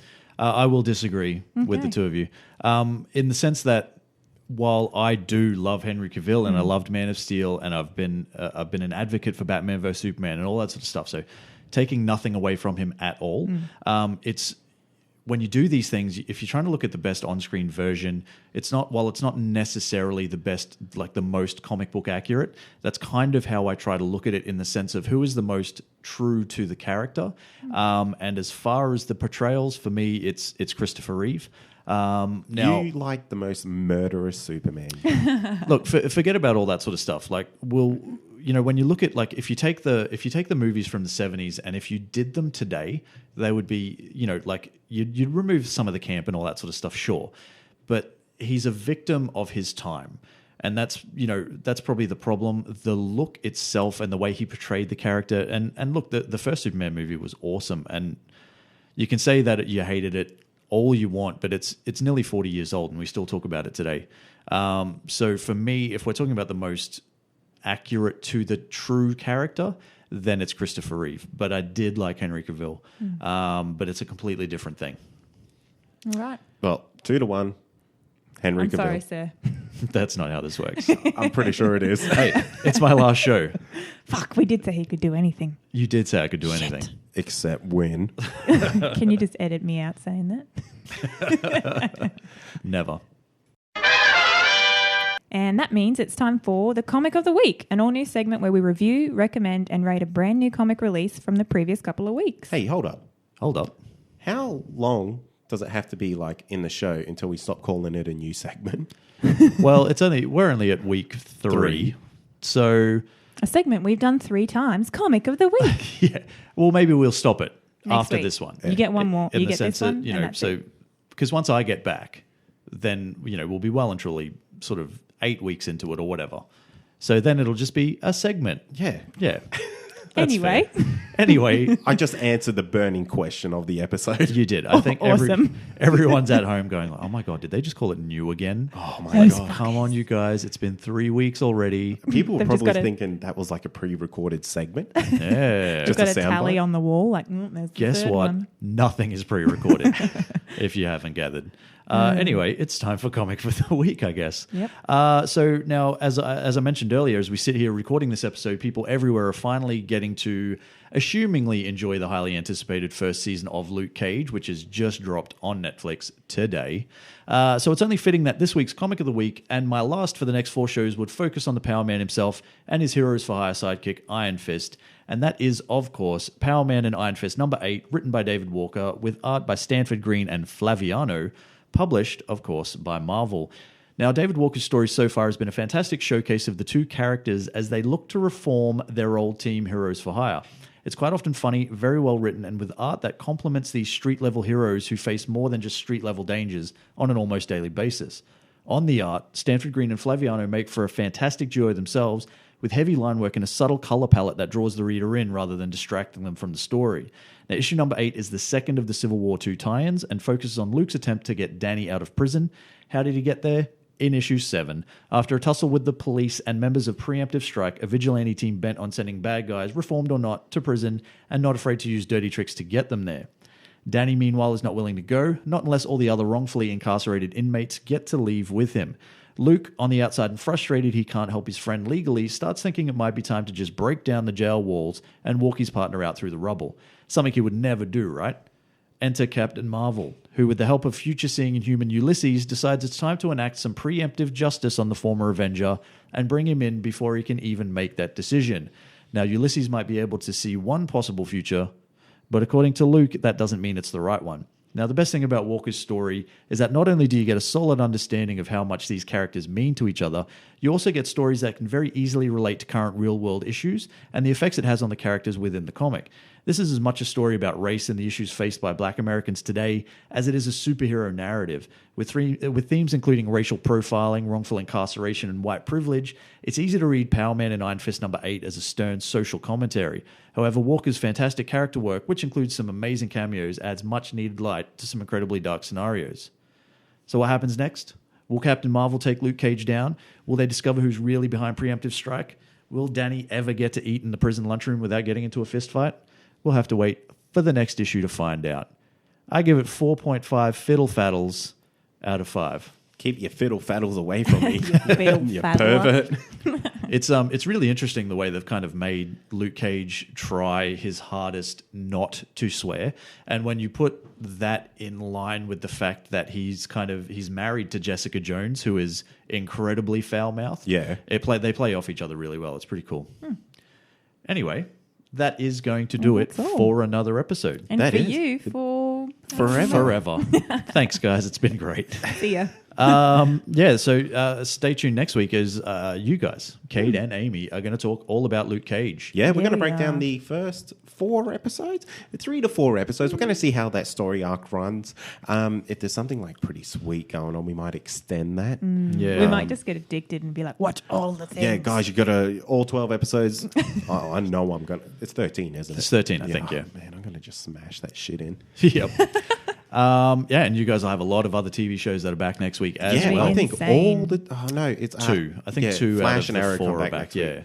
And then the week after, you get Supergirl and Legends. So Yeah. you guys are going to be busy bees. We are. While I'm gone. And I'm going to be listening to everything you say while You're I'm going to away. have a list of notes when you come back, aren't you? I will judge you to the days. My gosh. Actually, we might have to change how we do these TV shows just to fit them all into the time frame. Yeah. Otherwise, we'll be ending up with like a Joe Rogan Experience style 3.5 hour show 2 times a week. Yeah, that takes you like 18 weeks to listen to. Yeah. Yeah. Because you listen to it in transit. Yeah. Yeah, And pretty it's much. impossible. Yeah. Yeah. Yes, that's where we're heading. Good. Yeah. So get used to that, you Maybe guys. we do like a top 5 for each episode. Oh, yeah. That's So a good one. just top 5 major moments. Yeah. Like that sort of thing. Major moments. Yeah. Top 5 M&Ms. M&Ms. So top five major moments and top 5, or not top 5, and maybe like a freak of the week or something like Yeah. that. Yeah. Something like that. Actually, I like that structure. We're going to Yeah. run with that. Yes. Well, good luck figuring that out. Thanks. Yeah, so that's it. So let's thank some people. Want to thank everybody. Every single one of you. Oh, thanks. Not you. Every single one of you out there that listens, subscribes, and reviews the show. We do appreciate absolutely everything that you do, and we do appreciate interacting with you in every way that we can, which you can do on such social media sites as... Facebook. That's Comic Confidential on Facebook. We've got Instagram and Twitter. That's at Comic Con Pod. Got the YouTube. Search it. Just search it. You'll We'll find sort it. that out one day. You would think that this many weeks in to having like an actual YouTube account, we would have figured out a way to structure it so we can tell people how to get Next there. week, I'm going to figure it out. Are you? I think, Yeah. like I feel this is just us now. Yeah, but- and the It's guy, our like, thing. everyone has to figure it out for themselves. But do you remember We're how helping long people grow. Yeah, but do you remember how long it took us to get a YouTube? Yes. Yeah. Like fucking forever. Months. So I feel it's only right if we take as long as it took us to get to YouTube to figure out how to use it. Yeah, that's fair. Fair. In conjunction with all those fabulous things, we've also got a Snapchat, which we, Kade and I were playing around with before we recorded, as Troy While so I was nicely- working my ass off trying to bring facts. Were you working or were you twerking? Because I couldn't tell the both. difference. I do both at the same time. Yeah. You did have a I work and pre-filter twerk. on, so... I did. Yeah. Anyway, so head on One over of to the hoe Snapchat, filters. just to send you off. Yeah. And what else is left? Of course. Website, that's comicconpod.com. Yep. If you want to support the show, you can jump onto our Patreon. That's patreon.com/comicconpod. Got a loot rate. Have a look in the show notes for that. And we also have a network. Best place to check that out on is our website. You can check out the other show, The Advisory. Yes, you can. And listen they're to their great. advice. They are great. Yeah. They actually have a disclaimer now, which is pretty cool because every bit of advice they give is mental and you should never really take it. Don't do this at home. Unless you're a pussy. Yeah. Actually, that's a very good point. You should take it. Yeah. Get out there and live a little, kids. Because you ain't no bitch, are you? Are you? Are you? Yes. Oh. Okay. Well, sorry, then Maybe don't just take be it. sensible. Oh, that's and fine. Take the I'm safe fine road. with that. Anyway, It's James fine. and Todd, the Advisory Podcast. Make sure you listen. And you can follow them on Twitter as well, at Advisory Podcast. Do it. That's a thing. That is it. Thanks for listening, you guys. As always, I'm Troy. I'm Kade. And I'm Amy. And this has been Comic Confidential. Cheers. Peace. See, I got in there first, you guys. Bye. Have a fucking safe trip, you prick. Nah, don't. See you motherfuckers in 4 weeks. Please don't go.